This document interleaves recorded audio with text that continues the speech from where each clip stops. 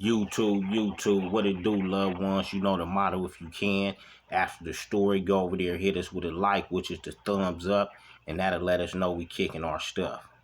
Today we on the edge with BJ APB, and this topic is a topic somebody requested about how do we feel when somebody is from your turf but don't make the cut at that time and wind up converting to another turf somewhere else and possibly becoming a soldier or a rider.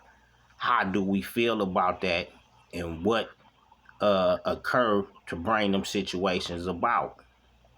So I'm gonna hand it off to BJ. And before I start, I wanna say people that wanna tap in, that wanna bless the channel, you can hit 89 on up homie through the cash thing.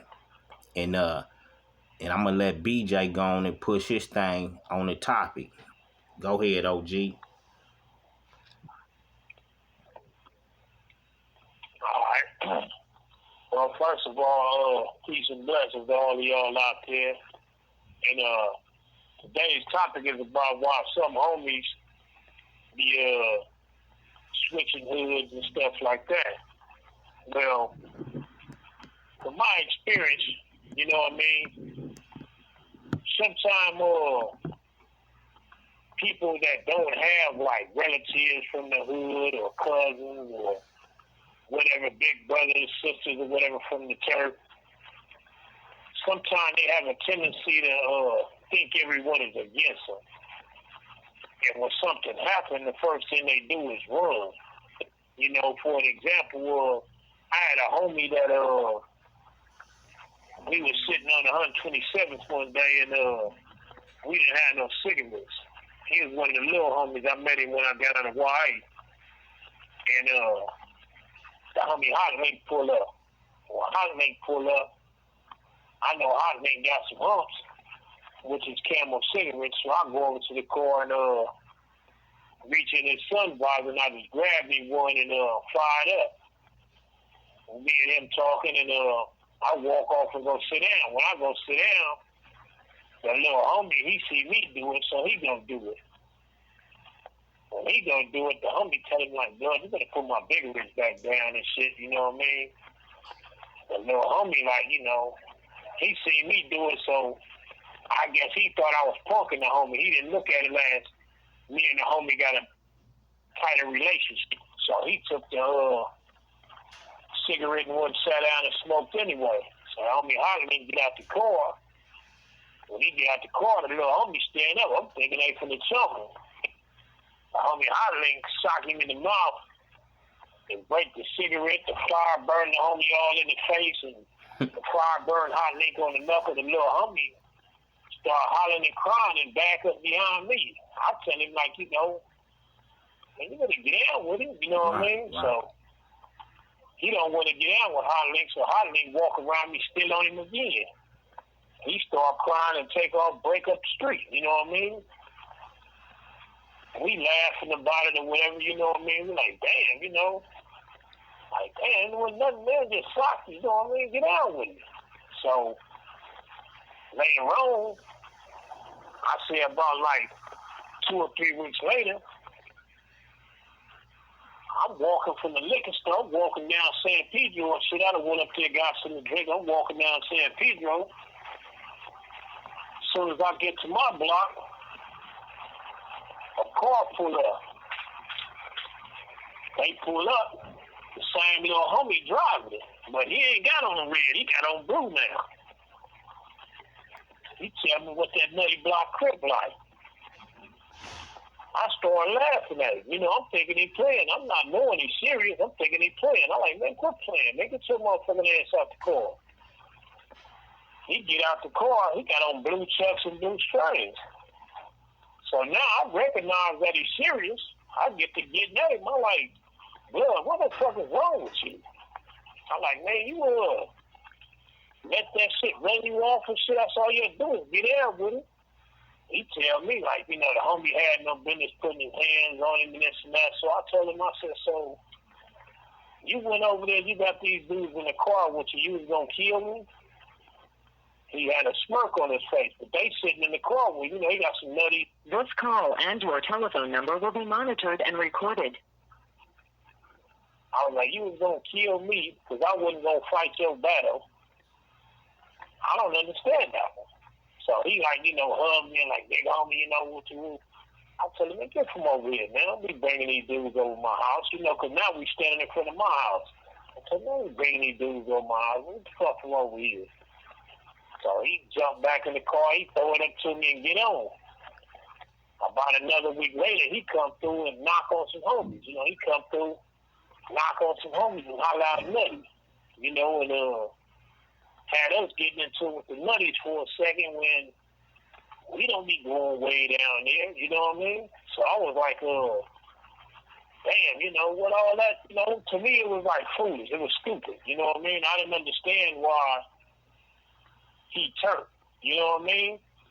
But the moral of the story was, from what I got from it was, sometimes some homies, man, whether they blood, crip, Mexican or whatever, sometimes they get intimidated easy. When they get intimidated easy and don't have people to back them up, they don't know how to stand up for themselves. So what they do is they just run off, homie. And when they run off, they go somewhere else where they get some support at.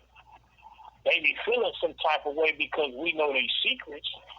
And they come back and try to eliminate everybody that know the secrets. You know what I mean? Instead of just, moving on with your life, it is what it is, homie. It'll never be forgotten, but shit, you can only tell a story so many times to where a person will say, okay, leave that dude alone. You know what I mean? Because whenever you talk about a person too much, you're giving them glory. That's what I was always taught. That's why, if you look at my arms, I don't have no hoods or nothing crossed out. Because my OGs taught me when you put another hood on your arm and cross it out, you're giving your enemies too much props. You know what I mean? And I also learned that by doing that, one day I might get older and have to take my kids to school, and I might be 70 and don't be banging. But by me having the hood crossed out, the youngster might be like, I'm going to knock him down, and that's a trophy right there. I know everybody going to go this funeral. These are the type of things that happen when we out there banging, and this is why people do what they do. If you don't comfort your homie like they want to be comforted, you have to tell dudes off top when you put these dudes on these hoods. This is what it's about, homie. You won't have to get up in there sometime. Plain and simple. I mean, what's your experience with it? That's mine with it. Well, shit, man, we on the edge with BJ, so my experience with it, homie, from my acknowledgement at my time coming up, homie, and my turf, the turf was straight hands-on, homie. Anybody know about the Inglewood neighborhood power rules at that time? And with Dulo and GSD and Big 211, Lil Coco Nim, and the homeboy EK Wack, just to name a few, the homies was always hands-on, homie. So at a certain, I remember we had a gang of homies. Before I got there, it was a gang of homies. But then it seemed like when the aggressiveness came and the homies started really pushing the line on each other, scrimmaging with each other in the turf, it weeded out a lot of dudes that was there before me. This call they weeded and themselves out, will be monitored and recorded. They had weeded themselves out.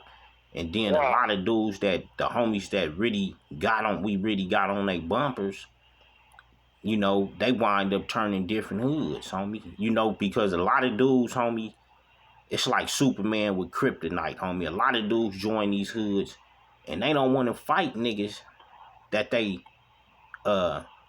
joined in with, homie. But they be down to tear some other dudes up, scrimmage hard with some other dudes. But they don't understand when you become from some of these turfs, this is what we do inside these turfs. We knuckle up and train each other. So if we got to be out in the field, we already got experience at home base with this, like a military or like an army, homie. But a lot of dudes be miseducated and misinformed, like you say, when they first come on, like, dog. Like, back in the days, homie, you get put on the hood, you might get put on for about a month. Because you meeting other homies, you might have a little style. Niggas like, who is this nigga? Like, blood from the hood. Like, this nigga think he hard. Nigga might slap you and see if you gonna get down or something, homie. And you be locking up for like a month straight.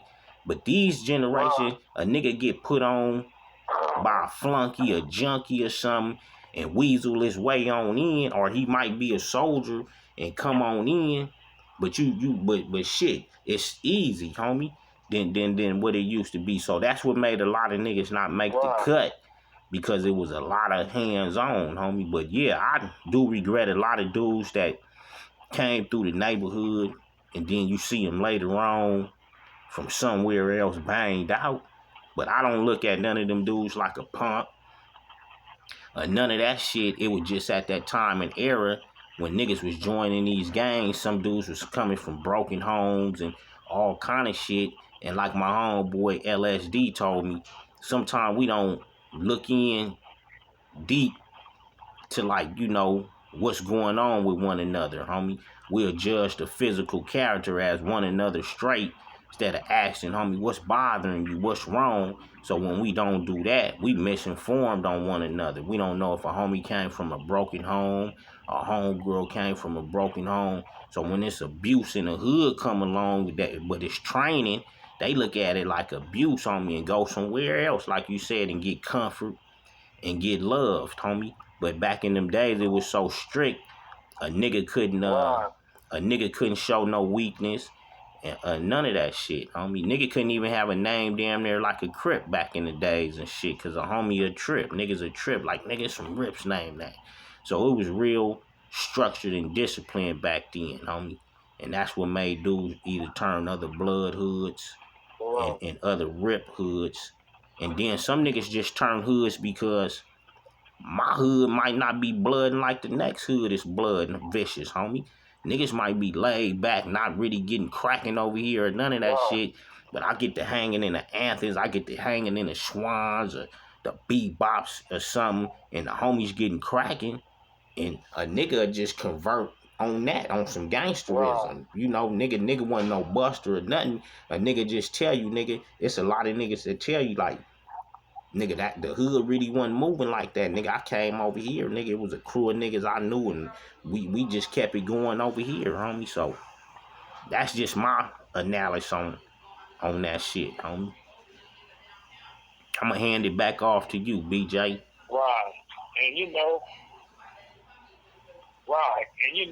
like you said, it'd be a lot of reasons, you know what I mean? Like, I done known dudes, like, that had brothers from the East Coast, and they be claiming the hood, and they turn East Coast because they whole family from over there. And then I done had homies that they brother from Athens, and they from East Coast, so they came to the Athens because of their brothers and family being deeper on our side of the fence, and so on and so forth. You know what I mean? And I never judged them, but I also knew that, like you said, in our hood in the 80s and the beginning of the 90s and still to this day, the Athens was very hands-on, you know what I mean, with the homies, you know what I mean? That was how you learned, you know what I mean? I know firsthand because when I got put on the hood, shit, I got my ass whooped left and right. You have 60 seconds remaining. I turned around. Right. You know what I mean? But that was a part of the get down. Right. You know what I mean? I'm going to hand it back to you. Well, man, I'm going to close it on out, man. 89 on up, G stuff, not ye stuff. And we just sending our brief analysis on why some dudes don't make the cut or decide to make the switch and join another neighborhood, homie.